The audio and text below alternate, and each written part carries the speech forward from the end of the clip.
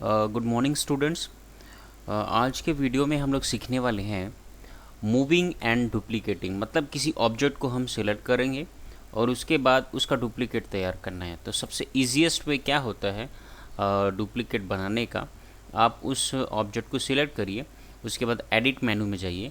Edit मेनू में जा कर के उसे कॉपी करिए, जिसका शॉर्टकट है Ctrl+C, और उसके बाद एडिट में जा कर के उसे पेस्ट कर दीजिए।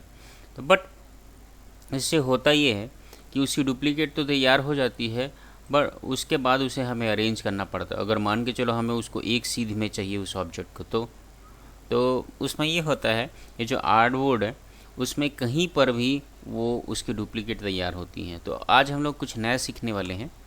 तो इस तरीके में क्या होता है, आप सबसे पहले तो उस ऑब्जेक्ट को सिलेक्ट करिए, उसके बाद अल्ट की प्रेस करिए, फिर उस ऑब्जेक्ट को आप ड्रैग करिए, और जैसे ही आप माउस को रिलीज़ करेंगे उसका डुप्लीकेट बन जाएगा। फिर मैं अल्ट की को प्रेस करूँगा, फिर इसे ड्रैग करूँगा, और मैं माउस को पहले रिलीज़ करूँगा, फिर कीबोर्ड की को रिलीज़ करूँगा। तो इस तरीके से उसका डुप्लीकेट तैयार हो रहा है। लेकिन मुझे ये ऑब्जेक्ट अगर एक सीध में बिल्कुल चाहिए, है ना, ये ऑब्जेक्ट बिल्कुल मुझे एक सीध में चाहिए, तो मेरे पास एक ऑप्शन होता है, व्यू में जाऊं और एक स्मार्ट गाइड करके एक ऑप्शन है, वो मैं सिलेक्ट कर लूं। अब अल्ट की प्रेस किया मैं, तो देख सकते हैं जैसे ही एक लाइन आ रही है, इसका मतलब ये है वो दोनों ऑब्जेक्ट बिल्कुल एक सीध में है।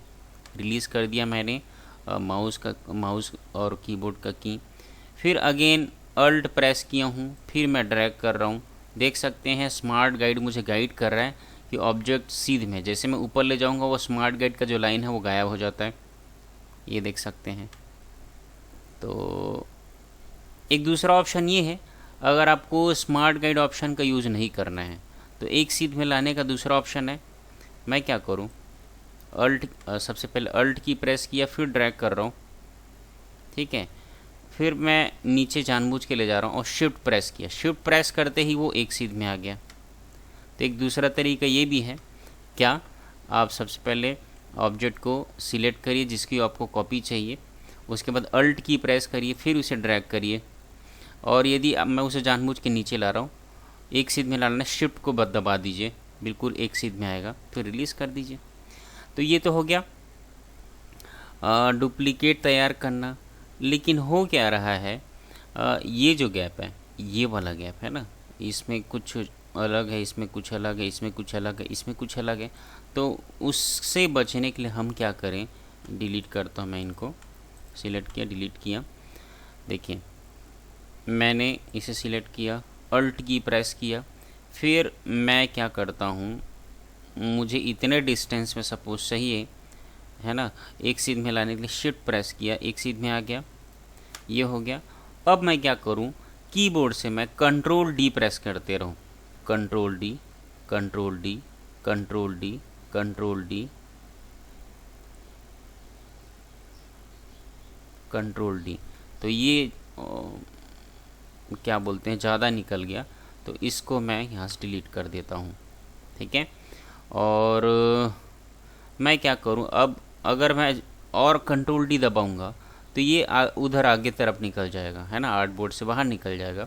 तो मैं क्या करूँ, अब सारे को सिलेक्ट करना है मुझे, तो ये सिलेक्ट किया, शिफ्ट के साथ इसको, शिफ्ट के साथ इसको क्लिक किया, शिफ्ट के साथ इसको क्लिक किया, शिफ्ट के साथ इसको क्लिक किया, शिफ्ट के साथ इसको क्लिक किया। तो शिफ्ट की के साथ में मैं अगर क्लिक करूँगा तो मल्टीपल सिलेक्शन होता है।